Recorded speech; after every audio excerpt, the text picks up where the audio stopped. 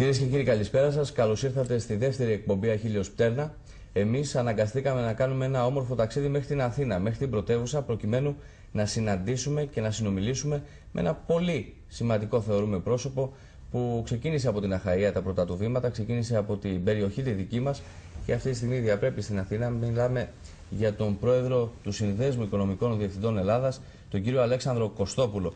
Κύριε Κωστόπουλε, καλώς ήρθατε στην εκπομπή. Καλώς σας βρήκαμε εμείς στην Αθήνα και είμαι σίγουρος ότι αυτή η συζήτηση που θα ακολουθήσει θα είναι πολύ ενδιαφέρουσα όχι μόνο για μας, ενώ τους δημοσιογράφους, αλλά και για τους επιχειρηματίες και για τους πολίτες της Πάτρας, οι οποίοι σίγουρα θέλουν να ακούσουν κάποια χρήσιμα πράγματα, κάποιες χρήσιμες συμβουλές από έναν οικονομικό διευθυντή σαν και εσάς και πόσο μάλλον τον πρόεδρο του Συνδέσμου των Ελλήνων Οικονομικών Διευθυντών.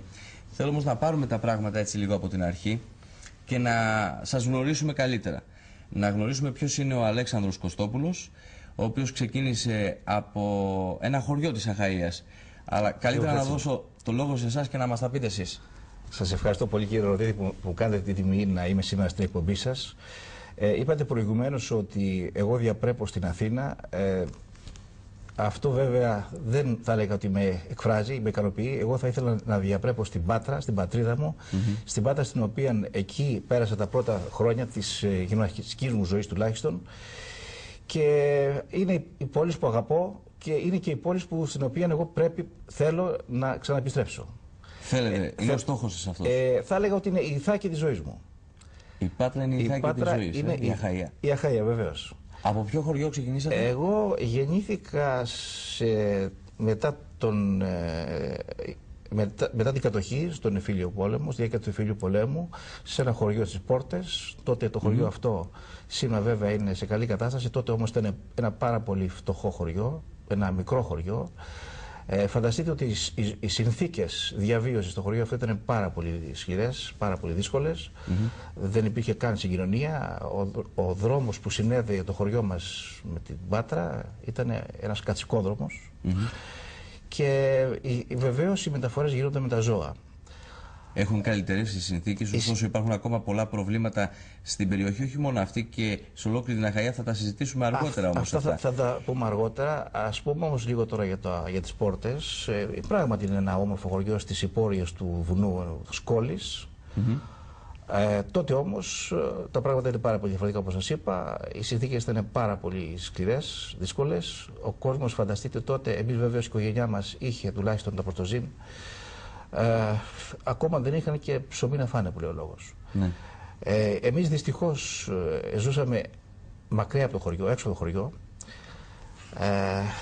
στα κτήματά μας, και για να πάμε στο σχολείο θα έπρεπε να περπατήσουμε 2 ώρες δρόμο μέσα στη λάσπη, στη βροχή, στο λεωπύρι. Και αντιλαμβάνεστε με ποιες συνθήκες εμείς πηγαίναμε στην τάξη για να μάθουμε τα πρώτα μας γράμματα. Χρόνια πραγματικά δύσκολα. Χρόνια πραγματικά δύσκολα, είναι γεγονός. Και η δική μου θα έλεγα ας πούμε ζωή έχει κάποιες αντιφάσεις, κάποιες ιδιαιτερότητες. Ποιες είναι αυτές? Γεννήθηκα όπως ήμουν στο χωριό και η μοίρα των ανθρώπων, των παιδιών που γεννιούνται στο χωριό είναι να ακολουθήσουν, τουλάχιστον την εποχή εκείνη, τον αγροτικό τομέα. Τον αγροτικό τομέα, και εκεί βέβαια με προόριζε η οικογένειά μου. Να γίνεται αγρότης. Να γίνω αγρότης. Πράγμα το βέβαια που δεν πήγε στη δική μου ιδιοσυγκρασία, δεν πήγε στο χαρακτήρα μου, και ήμουν ένας πάρα πολύ κακός αγρότης. Ήμουν κακός αγρότης διότι δεν μου άρεσε αυτή η δουλειά, δεν μου άρεσε αυτή η δραστηριότητα. Την είχα αποβάλει, θα λέγαμε, σαν προσωπικότητα, και ήμουν βέβαια ένας κακός αγρότης. Όμως, παρόλα αυτά, ασχολούμαι πάρα πολύ στις δουλειές της καθημερινής αγροτικής ζωής, με την κτηνοτροφία, με τα χωράφια κλπ. Όμως στο πίσω μέρος του μυαλού σας είχατε τη σκέψη να φύγετε κάποια στιγμή? Είχα άλλες αναζητήσεις. Δεν με ενδιέφερε καθόλου η ενασχόληση με τα αγροτικά. Καλλιεργούσα στο μυαλό μου άλλα πράγματα και ήθελα κάποια στιγμή να φύγω από εκεί, πραγματικά. Να δραπετεύσω από αυτό το μέρος. Ήταν στόχος ζωής. Ήταν στόχος ζωής, πραγματικά. Ευτυχώς που οι γονείς μου διεπίστωσαν αυτή την πραγματικότητα και βεβαίως θέλησαν να με διώξουν από το χωριό. Γιατί πραγματικά διώχτηκα από το χωριό. Δεν ήταν να φύγω από το χωριό. Επίσης το άσχημο ήταν ότι λόγω των ενασχολήσεων στη Γεωργία δεν πηγαίναμε κάθε μέρα σχολείο, πηγαίναμε, ξέρω, μία πηγαίναμε, 3 δεν πηγαίναμε κλπ. Με αποτέλεσμα βέβαια να ήμουν και κακός μαθητής. Αφού βέβαια δεν παρακολούθησα τα μαθήματα, πώς είναι δυνατόν να είμαι καλός μαθητής. Και επίσης και το άλλο άσχημο είναι ότι δυστυχώς αυτό δεν το είχαν καταλάβει και οι δάσκαλοι. Ναι. Κάποια μέρα η μητέρα μου πήγε στο σχολείο, συνάντησε τη δασκάλα και της είπε το εξής. Της λέει ότι το παιδί αυτό δεν κάνει για αγροτική ζωή. Μήπως μπορούμε αυτό το παιδί να το διώξουμε από εδώ να μάθει γράμματα. Η απάντηση της δασκάλας εκείνης ήταν: μη χαλάς τα λεφτά σου, το παιδί αυτό δεν κάνει για γράμματα. Βεβαίως αυτό ήταν ένα πάρα πολύ κακό μήνυμα για μένα. Διαψεύστηκε βέβαια στο μέλλον. Βεβαίως, θα τα πούμε. Ευτυχώς όμως, στην τελευταία τάξη του Δημοτικού άλλαξε η δασκάλα. Ήρθε άλλος δάσκαλος. Και ήρθε ο δάσκαλος, στον οποίο οφείλω πάρα πολλά. Οφείλω, θα λέγαμε, ίσως και την όλη καριέρα μου στον άνθρωπο αυτό. Ήταν ο Ηλίας ο Γιαβρής, ο οποίος αμέσως αντελήφθη το δικό μου πρόβλημα. Με αγκάλιασε, με βοήθησε, με ενθάρρυνε. Και εγώ σε λίγο καιρό αναδείχθηκα ο πρώτος μαθητής της τάξης μου. Όταν πήγε πάλι η μητέρα μου στο δάσκαλο να τον ρωτήσει αν εγώ κάνω για γράμματα, της είπε να βοηθήσεις το παιδί σου. Της είπε: κυρία, αν αυτό το παιδί το είχα εγώ ένα χρόνο ακόμα, θα το είχα κάνει αητό. Και βέβαια θα στείλει το παιδί στο γυμνάσιο και βέβαια το παιδί σου κάνει για γράμματα. Θυμάμαι ότι ο άξιος και αξιόλογος αυτός άνθρωπος, στο τέλος αυτής της επίσκεψης της μητέρας μου, με κάλεσε και με ενθάρρυνε ακόμη. Μου είπε: παιδί μου, αυτά μίλησα με τη μητέρα σου και θέλω να πας να σπουδάσεις. Και έτσι λοιπόν έφτασε η ώρα, έφτασε το πλήρωμα του χρόνου. Έφτασε το πλήρωμα του χρόνου. Δεν αντιλαμβάνεστε πόσο χαρούμενος ήμουν ύστερα από αυτό το γεγονός, ύστερα από αυτή την εξέλιξη. Και εγώ βέβαια επεδόθην στα μαθήματά μου, να διαβάζω. Και με στόχο κάποια στιγμή να φύγω από εκεί. Όπως και έγινε. Και όπως και έγινε. Ήρθατε στην Αθήνα? Όχι, ήρθα στην Πάτρα. Στην Πάτρα, από το χωριό. Όπως σας είπα, η Πάτρα. Και θα σας διηγηθώ το περιστατικό των εξετάσεων, των εισαγωγικών εξετάσεων στο γυμνάσιο. Εγώ όταν πήγα στην Πάτρα ήταν η πρώτη φορά που έβλεπα αυτοκίνητο, ήταν η πρώτη φορά που έβλεπα θάλασσα, ήταν η πρώτη φορά που έβλεπα κόσμο. Ένα διαφορετικό κόσμο. Μπήκα σε έναν άλλο κόσμο στην κυριολεξία. Ναι. Έφυγα από ένα δάσος, γιατί το σπίτι μας ήταν μέσα στο δάσος, μέσα στην άκρη ενός γκρεμού. Ναι. Και εγώ βρέθηκα σε ένα άλλο διαφορετικό κόσμο. Έπαθα ναυτία, έπαιζα κάτω, πραγματικά, υποθύμησα. Όμως πήρα θάρρος και πήγα να δώσω εξετάσεις. Θυμάμαι τότε με φιλοξένησε ο θείος μου Γιαννόπουλος, δικηγόρος, διαπρεπής δικηγόρος σήμερα. Και ήταν αυτός ο οποίος με συνεβούλευσε να δώσω εξετάσεις στο τρίτο γυμνάσιο Πατρών. Τότε το τρίτο γυμνάσιο Πατρών ήταν από τα καλύτερα γυμνάσια της χώρας μας. Ναι. Πράγματι, εγώ έδωσα λοιπόν εξετάσεις και δώσαμε εντολή στο θείο μου τον κύριο Γιαννόπουλο, τον Γιώργο, να μας γράψει αν εγώ θα περνούσα ή όχι. Πράγματι, μετά από λίγες μέρες και ενώ εμείς είμαστε στη διαδικασία του αλωνίσματος, γιατί αυτές ήταν, όπως είπαμε προηγουμένως, οι δραστηριότητες της οικογένειας μου, ακούσαμε τον ταχυδρόμο, ο οποίος ήταν ψηλά στο βουνό, να φωνάζει ότι είχαμε ένα γράμμα. Εγώ βεβαίως κατάλαβα τι ήταν αυτό το γράμμα και χωρίς να ρωτήσω, ξαμολύθηκα. Ήταν κάπου 2 χιλιόμετρα η απόσταση και ο δρόμος ήταν ανήφορος, ανηφοριακός και βέβαια κακοτράχαλος και σε λίγα λεπτά ήμουν εκεί. Ήταν η σωτηρία σας αυτός ο δρόμος όμως? Κάπως έτσι. Κάπως έτσι ακριβώς. Βρήκα λοιπόν το γράμμα πάνω σε μια πέτρα και φύγει ο ταχυδρόμος και με αγωνία σκίζω το γράμμα να δω το περιεχόμενό του. Θυμάμαι τις πρώτες λέξεις. Έλεγε το εξής: αγαπητέ εξάδελφε, με την επιστολή αυτή σου γνωρίζω ότι ο γιος σου εισήχθη στο γυμνάσιο. Καταλαβαίνεις μου τη χαρά μου, γιατί και θα έλεγα ότι αυτό το γράμμα ήταν η καλύτερη είδηση που έχω δεχθεί στη ζωή μου. Σας άνοιγε πλέον η πόρτα, ο δρόμος. Ήταν το διαβατήριο για μια άλλη ζωή. Αυτό μου ανήγγειλε ότι εγώ πλέον μπορώ να φύγω από αυτή την κόλαση όπως την είχα τότε εγώ ταυτίσει για να βρεθώ σε μια άλλη ζωή. Καταλαβαίνετε τη χαρά μου. Σε λίγα λεπτά πάλι ήμουν κοντά στον πατέρα μου, ο οποίος βέβαια με συνεχάρει κλπ. Και από τότε πλέον αρχίζει μια άλλη ζωή για μένα. Πάμε σε αυτή την άλλη ζωή και στη δραστηριότητά σας, την έντονη, εδώ στην Αθήνα, αλλά και σε πανελλαδικό επίπεδο θα έλεγε κανείς, γιατί ο σύνδεσμος των Ελλήνων Οικονομικών Διευθυντών είναι όντως ένας σύνδεσμος των Ελλήνων Οικονομικών Διευθυντών και όχι των Αθηναίων. Ένας σύνδεσμος ο οποίος και πρόσφατα έκανε ένα πάρα πολύ σημαντικό συνέδριο εδώ στην Αθήνα. Μάλιστα. Και θα συζητήσουμε και γι' αυτό. Θέλω καταρχάς να μου πείτε ποια ήταν η αναγκαιότητα, ποιοι ήταν οι λόγοι εκείνοι οι οποίοι σας οδήγησαν να ιδρύσετε αυτό το σύλλογο, γιατί είστε ο πρωτεργάτης του συνδέσμου. Οι λόγοι που μας όδηγησαν στην ίδρυση του συνδέσμου ήταν η συλλογική εκπροσώπηση των οικονομικών διευθυντών. Οι οικονομικοί διευθυντές έχουν ένα πάρα πολύ σημαντικό ρόλο στην ελληνική οικονομία.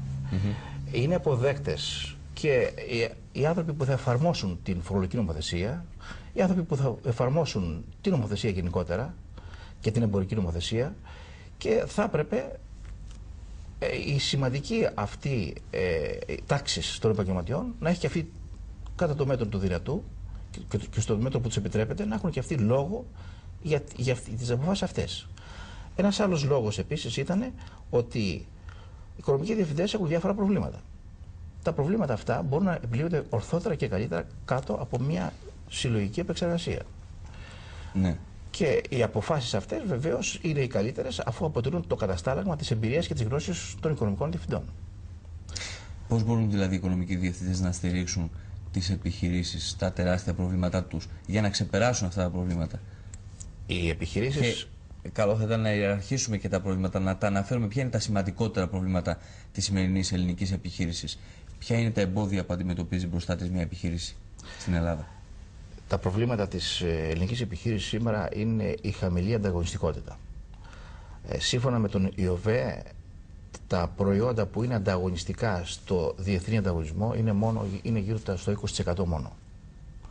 Λοιπόν, η ελληνική οικονομία λοιπόν έχει πολύ χαμηλή ανταγωνιστικότητα και αντιλαμβάνεστε... κάτι τέτοιο? Αυτό οφείλεται διότι η ποιότητα των προϊόντων είναι χαμηλή. Δεν έχουμε επενδύσει δηλαδή στην ποιότητα. Βεβαίως. Και βέβαια η Ελλάδα, η χώρα μας, δεν είναι παραδοσιακά, δεν είναι ιστορικά μια χώρα η οποία έχει αναπτύξει μεγάλες υποδομές επάνω στην επιχείρηση, πάνω στην οικονομία, στη βιομηχανία δηλαδή. Λοιπόν, υπάρχει αυτό το μεγάλο πρόβλημα. Και αντιλαμβάνεστε σήμερα, κάτω από τις συνθήκες τις σημερινές που η παγκοσμιοποίηση έχει τον πρώτο λόγο, όλες οι χώρες και όλες οι οικονομίες παίζουν το παιχνίδι στον διεθνή ανταγωνισμό, στη σφαίρα του διεθνούς ανταγωνισμού. Καταλαβαίνετε τι προβλήματα αντιμετωπίζουν όταν τα προϊόντα αυτά παρουσιάζουν χαμηλή ανταγωνιστικότητα. Ο ρόλος του οικονομικού διευθυντή ποιος μπορεί να είναι σε αυτή την προσπάθεια της ελληνικής επιχείρησης να επιβιώσει και να σταθεί, ειδικά τώρα με την παγκοσμιοποίηση? Ο ρόλος του σημερινού οικονομικού διευθυντού, και είναι το θέμα αυτό που ανέπτυξα εγώ στο συνέδριο, όπως είπατε προηγουμένως, είναι πολλαπλός και είναι πάρα πολύ σημαντικός, ιδιαίτερα στη φάση αυτή. Ο οικονομικός διευθυντής σήμερα πλέον έχει στρατηγικό ρόλο μες στην επιχείρηση. Δεν είναι ο οικονομικός διευθυντής εκείνος ο οποίος παλιά ήταν ο συντάκτης των οικονομικών καταστάσεων. Σήμερα ο οικονομικός διευθυντής έχει ουσιαστικό ρόλο μες στην επιχείρηση. Δεν έχει απλώς συμβουλευτικό ρόλο. Συναποφασίζει, είναι μαζί με τον γενικό διευθυντή, είναι μαζί με τη διοίκηση, συναποφασίζουν και αυτοί έχουν την ευθύνη της επιβίωσης της επιχείρησης.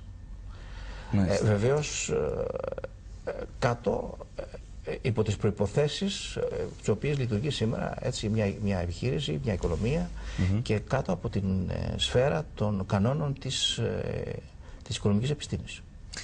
Η πολιτική που ακολουθείτε τώρα, για να μπούμε και σε αυτό το κομμάτι που έχει να κάνει με την πολιτική την οποία ακολούθησε είτε η προηγούμενη κυβέρνηση είτε η σημερινή ακολουθεί, θέλω έτσι να ακούσω τη δική σας άποψη σχετικά με το κατά πόσον στηρίζει τις ελληνικές επιχειρήσεις. Η απελευθέρωση της αγοράς, για παράδειγμα, είναι ένα εφόδιο για την ελληνική επιχείρηση ώστε να μπορέσει να σταθεί, να μπορέσει να ξεπεράσει τα ποια προβλήματα αντιμετωπίζει? Βεβαίως και είναι. Μου είπατε για την κυβερνητική πολιτική σημερινή. Πιστεύω ότι η σημερινή κυβέρνηση είναι στη σωστή κατεύθυνση. έχει ήδη δημοσιεύσει τον αναπτυξιακό νόμο, ο οποίος είναι πολύ καλύτερος και πολύ βελτιωμένος σε σχέση με τους προηγούμενους νόμους. Και νομίζω ότι οι επιχειρήσεις που θα εφαρμόσουν τον νόμο αυτό, οι επιχειρήσεις εκείνες οι οποίες θέλουν να επενδύσουν, ναι, νομίζω ότι θα έχουν πάρα πολύ καλά αποτελέσματα.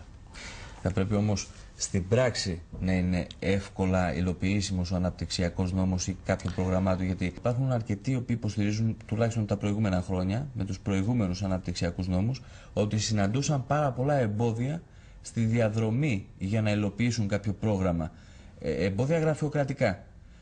Πιστεύετε ότι μπορούν να ξεπεραστούν αυτά τα εμπόδια πολύ εύκολα από εδώ και πέρα? Θίξατε ένα πάρα πολύ σοβαρό θέμα, το θέμα της γραφειοκρατίας. Ναι. Είναι γεγονός ότι η σημερινή κυβέρνηση με τον πρόσφατο αναπτυξιακό νόμο, τον οποίο ήδη έχει δημοσιεύσει, είναι στη σωστή κατεύθυνση. Ο νόμος αυτός είναι πάρα πολύ καλός και νομίζω θα βοηθήσει πάρα πολύ τις επιχειρήσεις εκείνες που θέλουν να κάνουν επενδύσεις. Όμως τα εμπόδια δεν είναι δυνατόν να αρθούν ξαφνικά. Αυτό θέλει χρόνο. Τα εμπόδια της γραφειοκρατίας νομίζω ότι θα χαμηλώσουν σιγά σιγά. Και αυτό συνδέεται με την δημόσια διοίκηση. Η δημόσια διοίκηση σήμερα, οπωσδήποτε, όπως ξέρουμε όλοι μας, δεν λειτουργεί σωστά. Παρεμβάλλει πολλά προβλήματα και εμπόδια στους επενδυτές και νομίζω ότι κάποια στιγμή αυτά θα πρέπει να επιληθούν και θα επιληθούν μόνο με την πολιτική συνένεση. Οι κυβερνήσεις συνήθως δεν θέλουν να πάρουν αντιλαϊκά μέτρα, διότι φοβούνται, όπως γνωρίζετε, το πολιτικό κόστος. Αυτό δυστυχώς είναι το μεγάλο μας πρόβλημα. Θα πρέπει λοιπόν τα κόμματα να συμφωνήσουν, να συνενέσουν και να υπάρξει εδώ μια συνένεση, ευρεία συνένεση, προκειμένου να χτυπηθεί αυτός ο μηνόταυρος που λέγεται γραφειοκρατία. Να ρωτήσω κάτι έτσι που μου ήρθε τώρα στο μυαλό. Έχει να κάνει με τις μικρομεσαίες επιχειρήσεις. Και θέλω να ρωτήσω το εξής. Επειδή και ειδικότερα στην Πάτρα έχουμε πάρα πολλά τέτοια προβλήματα, πολλές διαμαρτυρίες, γιατί η μικρομεσαία επιχείρηση, κακά τα ψέματα, είναι η ραχοκοκαλιά της οικονομίας. Σωστό. Έτσι ακριβώς. Έτσι. Και βλέπουμε ότι η μικρομεσαία επιχείρηση απειλείται από πολλές πλευρές. Είναι πολλά τα καταστήματα τα οποία οι μικρομεσαίες επιχειρήσεις γενικότερα, οι οποίες απειλούνται με λουκέτο. Αληθεύει κάτι τέτοιο, μπορεί να ξεπεραστεί κάτι τέτοιο? Αυτό είναι αλήθεια. Αυτό είναι αλήθεια και η μικρομεσαία επιχείρηση συνθλίβεται από τα μεγάλα οικονομικά τραστ και από τις μεγάλες επιχειρήσεις, σούπερ μάρκετς κλπ. Και βέβαια βρίσκεται σε αυτή την άσχημη κατάσταση. Για να ξεπεραστεί το πρόβλημα αυτό των μικρομεσαίων επιχειρήσεων και να επιβιώσουν, εδώ χρειάζεται η κρατική συνδρομή. Χρειάζεται λοιπόν να δοθούν κίνητρα για την επιβίωση της μικρομεσαίας επιχειρήσης, διότι αυτή, όπως είπαμε προηγουμένως, αποτελεί την ραχοκοκαλιά της οικονομίας μας και καλώς ή κακώς από αυτήν ζουν το μεγαλύτερο μέρος των Ελλήνων φορολογουμένων. Σωστά. Οι μικρομεσαίοι επιχειρηματίες όμως λένε ότι ή τουλάχιστον δεν εμπιστεύονται καμία κυβέρνηση, ούτε τη χθεσινή ούτε τη σημερινή, και φωνάζουν και λένε ότι οι μεγάλες επιχειρήσεις θα επιβιώσουν στο τέλος και υπάρχει ένας άνισος αγώνας, μια άνηση μάχη μεταξύ μικρών και μεγάλων επιχειρήσεων. Ισχύει κάτι τέτοιο? Όντως συμβαίνει, όντως έτσι έχουν τα πράγματα? Αυτό έτσι τα πράγματα. Είναι γεγονός ότι αυτό είναι αλήθεια. Σας είπα προηγουμένως, χρειάζεται η κρατική συνδρομή και θα έλεγα προς την κατεύθυνση ότι οι μικρές αυτές επιχειρήσεις θα πρέπει να συνασπιστούν, να συνενωθούν, να αποτελέσουν και αυτές μεγάλες επιχειρήσεις. Θα έλεγα ότι προς αυτή την κατεύθυνση θα πρέπει πλέον να στραφούν και να δραστηριοποιηθούν αυτές οι μικρές επιχειρήσεις. Να μιλήσουμε και λίγο για τα διεθνή λογιστικά πρότυπα. Ναι. Ποιος είναι ο ρόλος τους και κατά πόσο? Τα διεθνή λογιστικά πρότυπα εφαρμόζονται από την αρχή του 2005 για τις επιχειρήσεις εκείνες οι οποίες είναι εισηγμένες στο χρηματιστήριο. Για τις άλλες επιχειρήσεις θα εφαρμοστούν αργότερα. Τα διεθνή λογιστικά πρότυπα εφαρμόζουν καινούριους κανόνες εμφανίσεως των αποτελεσμάτων των επιχειρήσεων, των οικονομικών καταστάσεων των επιχειρήσεων. Άρα λοιπόν εμείς θα δούμε διαφορετικές καταστάσεις, θα δούμε διαφορετικά αποτελέσματα, τα οποία υπαγορεύονται όπως είπαμε, από τους κανόνες των διεθνών λογιστικών προτύπων. Εκεί θα υπάρξουν κάποια προβλήματα, διότι Πολλές επιχειρήσεις εμφάνιζαν ευξημένα κέρδη εφαρμόζοντας τα παραδοσιακά λογιστικά πρότυπα. Ναι. Τώρα όμως πολλές από αυτές τις επιχειρήσεις θα εμφανίσουν λιγότερα κέρδη, λιγότερα αποτελέσματα, με αποτέλεσμα ενδεχομένως να διαταραχτούν οι σχέσεις τους με τις τράπεζες. Οι τράπεζες λοιπόν θα διαπιστώσουν ότι οι επιχειρήσεις αυτές δεν εμφανίζουν αυτή την ευρωστία την οποία παρουσίαζαν, αλλά διαφορετική. Ναι. Αυτό θα είναι το πρόβλημα το οποίο θα επακολουθήσει. Μάλιστα. Να πάμε σε ένα σύντομο διαφημιστικό διάλειμμα και σε πολύ λίγο, κυρίες και κύριοι, θα επιστρέψουμε, γιατί έχουμε να συζητήσουμε πολλά με τον κύριο Αλέξανδρο Κωστόπουλο και για τις επιχειρήσεις και για τα οικονομικά προβλήματα, αλλά και για θέματα που αφορούν ειδικά την περιοχή της Αχαΐας και ειδικότερα την Πάτρα, με θέματα που άπτονται της τουριστικής προβολής της περιοχής μας και κατά πόσον μπορούμε εμείς να προσελκύσουμε περισσότερους τουρίστες, περισσότερο τουρισμό. Ένα κομμάτι στο οποίο υστερούμε. Και βέβαια και ο Κωστόπουλος, επειδή έχει ασχοληθεί κατά κύριο λόγο με ξενοδοχειακές επιχειρήσεις, θα έχει σίγουρα πολλές χρήσιμες συμβουλές να μας πει. Πάμε σε ένα σύντομο διαφημιστικό διάλειμμα, σε πολύ λίγο και πάλι μαζί.